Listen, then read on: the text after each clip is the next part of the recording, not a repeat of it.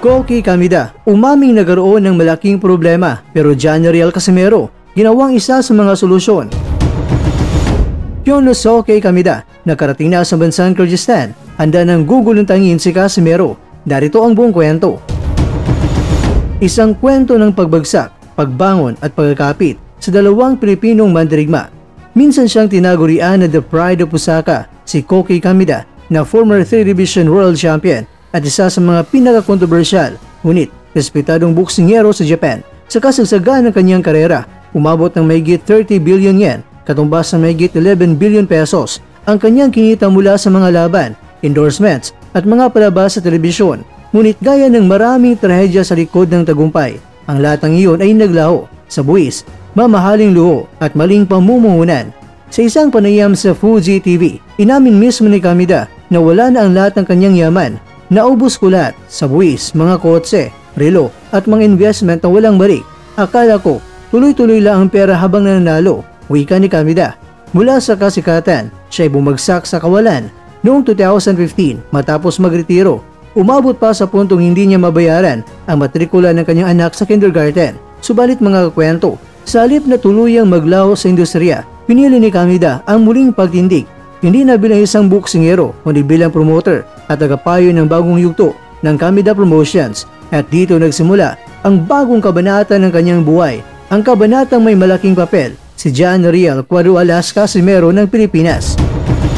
Para kay Koki Kamida, hindi lamang si Casimero ay isang boksingero na kanyang pinirmahan, siya ang susi ng kanyang muling pagbangon. Matapos maubos ang kanyang kayamanan, kailangan ni Kamida na isang laban na muling magbibigay sa kanya ng spotlight. Isang event mga kakwento na makakapukaw ng atensyon hindi lang sa Japan kundi sa buong mundo. At dumating si Casimero, ang dating 3 Division World Champion na mula sa Ormoc City, na kilala sa kanyang machine gun na bibig, agresibong estilo at kakayang maghatid ng drama sa bawat laban. Alam ni Kamida na sa panahon ngayon ng social media at entertainment boxing, hindi sapat ang galing lamang, kailangan ng karakter, kwento at kakayang gawing umaapoy ang mga laban na ikakasa. Kaya naman mga kwento ng pirmahan ni Kamida si Casimero, sinugal niya ang natitirang pag-asa ng kanyang kumpanya kasama sina Luis Neri at Kenneth Liuber. Binuo ni Kamida ang bagong Kamida Promotions roster. Ngunit malinaw, si Casimero ang bituin ng grupo. Alam kong maraming Pinoy ang sumusuporta kay Casimero, pero higit pa doon, alam kong siya ang tipo ng madirigmang kayang magdala ng pangalan ko pabalik sa taas. Payag ni Kamida sa isa sa kanyang mga vlogs. Ang laban ni Casimero kontra kay Yonosuke Kamida ngayong October 25 sa Kyrgyzstan ay hindi lang laban ng dalawang boksingero.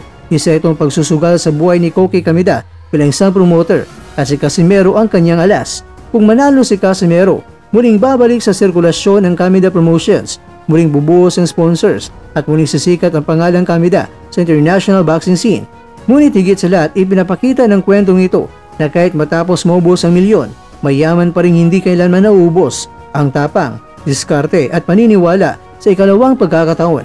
At sa pagkakataong ito mga kakwento, ang haligi ng pagbangon ni Koki Kamida ay ang dalawang mga Pilipinong boksingero na sina John Riel Casimero at Kenneth Loverboy Liuber. Samantala mga kakwento, formal nang dumating sa Kyrgyzstan ang Japanese featherweight star na si Yonosuke Kamida ilang araw bago ang kanyang mainit na bakbakan kontra yan kay Casimero noong October 25. Sa isang post sa social media, ipinahayag ni Kamida ang kanyang matinding excitement at kumpiyansa. Sabay sabi na bukas pupunta na ako sa Kyrgyzstan. Hindi pa ako nakapunta roon pero excited ako makipaglaban.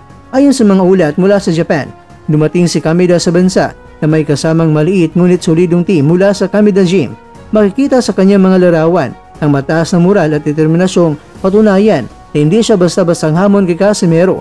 Sobrang handa na ako at sigurado akong magugulat siya sa performance ko. Nagdag ni Kamida sa isang panayam bago lumipad. Ang laban nila ni Casimero ay tinuturing na isa sa mga pinakainaabangang international fights ngayong taon, lalo na't parehong kilala ang dalawang boksingero sa kanilang tapang at matinding karisma sa ring. Habang abala si Casimero sa huling yugto ng kanyang training camp, tila determinado si Kamida na ipakita na ang bagong henerasyon ng mga Kamida ay hindi basta-basta sumusuko.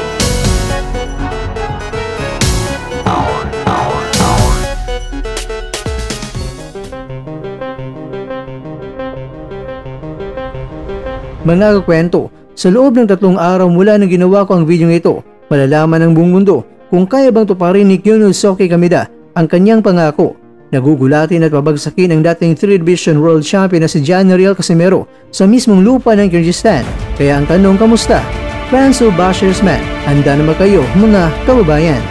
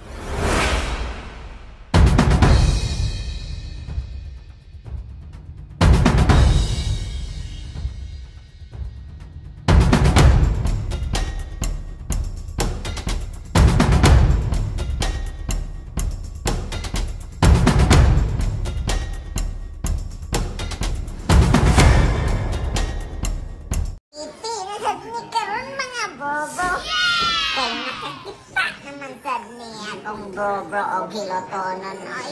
Diyos! Ako lang malooy. Panya karon ako na dahil nagyagita oran og lab. Kaya haron dili makakamra. Hugot ginanako og taon ng iyang lab. Kaya haron mabati ninyo ang piti-piti ba?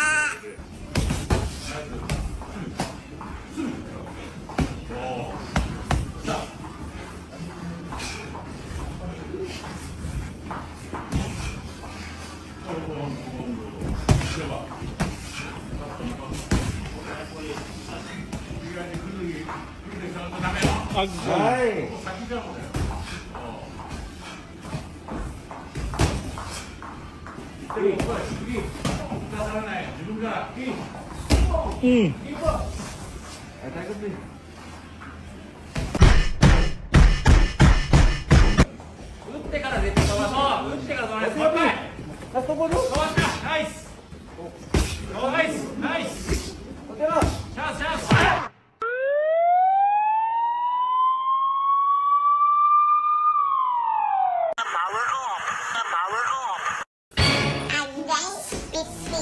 At dyan, nagtatapos ang ating kwento.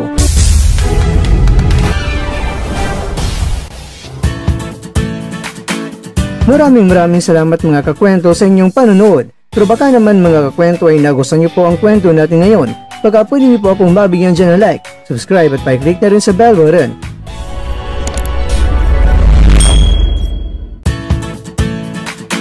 Pero bago tayo tatapos mga kwento, syempre, shoutout po muna tayo dyan sa ating mga kakwento.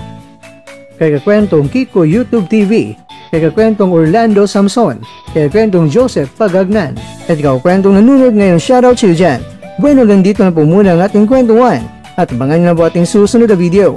At dito na po yan sa isang channel na kung saan maaring ito'y mga kwentong di pa na kwento sa inyo.